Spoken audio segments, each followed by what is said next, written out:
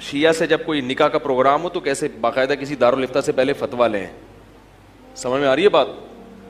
شیعہ سے اگر کوئی نکاح کرنا چاہتا ہے تو کسی دارالفتہ سے مستند ادارے سے تحریری فتویٰ لیں کہ میرے لیے یہ نکاح جائز بھی ہے یا نہیں. بسم اللہ الرحمن الرحیم. حضرت جنید بغدادی رحمہ اللہ تعالیٰ کی خدمت میں ایک شخص آیا, بہت عرصہ رہا, پھر واپس جانے لگا مایوس ہو کے. انہوں نے کہا کیوں جا رہے ہیں؟ انہوں نے کہا میں تو سمجھتا تھا آپ بہت بڑے بزرگ ہیں, تو میں نے تو کوئی کرامت دیکھی نہیں, آپ کوئی گنجے کے سر پہ ہاتھ پھیرا ہو, بال اگائے ہوں, کسی کو پھونک لگائی ہو ٹھیک ہو گیا ہو. آپ تو ہماری طرح کے صبح پراٹھے کھاتے ہیں, انڈا کھاتے ہیں, اس کے بعد پھر اپنا عبادت کرتے ہیں یا جو بھی, تو ہماری طرح کے آدمی ہیں آپ, کچھ ہو ہی نہیں رہا. تو انہوں نے فرمایا مجھے اتنے عرصے میں کبھی سنت کے خلاف کوئی کام کرتے ہوئے دیکھا؟ اس نے کہا یہ تو نہیں دیکھا. انہوں نے فرمایا یہی کرامت ہے, شریعت پہ چلنا سب سے بڑی, بولو بھائی, کرامت. تو آج کل شریعت پہ کو فالو نہیں کیا جا رہا, اور یہ کرامتیں اور قصے اور یہ ان چیزوں پر جو ہے وہ دین کا مدار رکھا ہوا ہے. تو اب میں یہ عرض کر رہا تھا, ارتداد یعنی دین سے پیچھے ہٹنے کے مختلف درجات ہیں. ایک درجہ یہ کہ اللہ نہ کرے بالکل ہی کوئی کافر ہو جائے, اس میں خوابوں کی وجہ سے ہو گیا, یا کسی عورت کی لالچ میں ہو گیا, یا دولت کی لالچ میں, یا باہر کے ویزے میں. اور یہ بھی یاد رکھو کہ کسی ملک کا ویزا لینے کے لیے اپنے آپ کو اگر غیر مسلم لکھوا دیا, چاہے مذاق میں ہی, جھوٹ موٹ میں ہی, تو تمام علماء کا اتفاق ہے کہ وہ حقیقت میں کیا ہو جائے گا؟ کافر ہو جائے گا. بعض لوگ سنی ہیں اپنے آپ کو شیعہ لکھوا دیتے ہیں. میں شیعہ کا اس قائل نہیں کہ شیعہ کو کافر کہا جائے یا مسلمان کی بحث, اس نے امت میں بہت لڑائیاں لڑوائی ہیں, ان چکروں میں نہ پڑیں.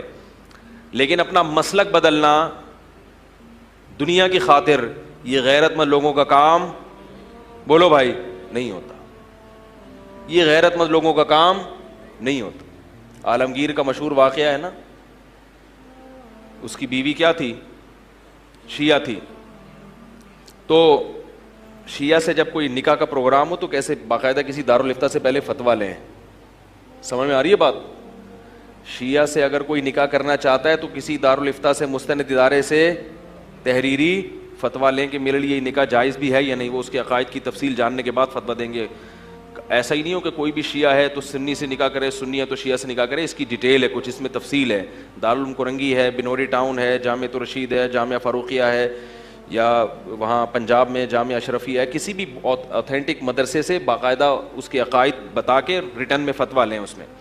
کیونکہ شیعہ لوگوں میں بھی بہت سارے مختلف قسم کے مسلک ہیں, ٹھیک ہے نا, تو ہر طرح کے لوگ ہیں. کچھ کے عقائد توحید والے ہوتے ہیں اور کچھ کے نہیں بھی ہوتے, تو ہر طرح کے لوگ ہیں اس میں. تو بہرحال اس کی بیوی شیعہ تھی. تو وہ کیا تھا کہ وہ اس نے میاں بیوی نے سوچا کہ ہم شیعہ سنی علماء کا مناظرہ کراتے ہیں.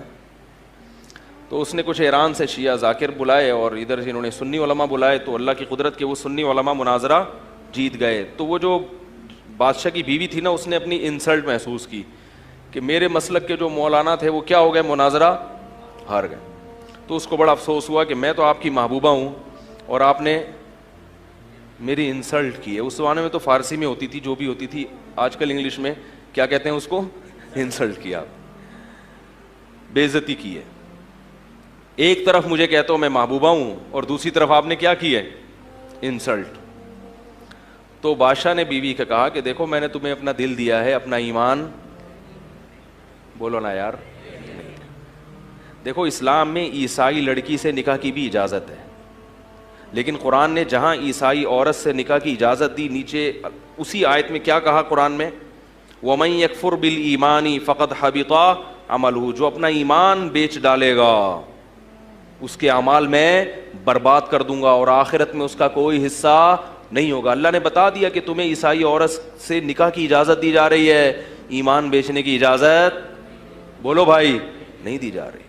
اس کو بتا دو پہلے میں مسلمان ہوں, میں مسلمان ہی رہوں گا, آپ کے ساتھ چرچ, بولو نا یار, نہیں.